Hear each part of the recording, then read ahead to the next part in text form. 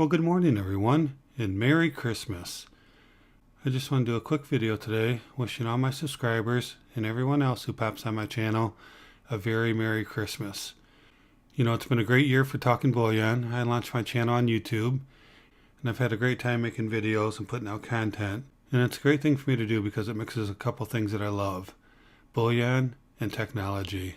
I love talking about silver and gold, constitutional silver, all forms, all kinds. And I love technology. I love being a geek. I love getting in on things and figuring software out and hardware and getting things done. Just one of those things I've always enjoyed. So I'm having a great time. I'm looking forward to 2019.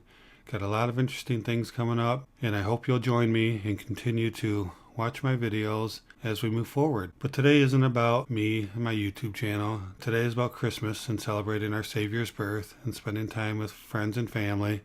Got all my family coming over for dinner tonight. We're going to have a great time. All the kids, grandkids, you know, our big kids, we like to still treat like kids during Christmas time. We want to make sure that they have presents to open up and that we're not just dumping a bunch of gift cards on them or cash. That would be the easy way. But we really try to give them something under the tree because there's nothing like having a present under the tree to open up.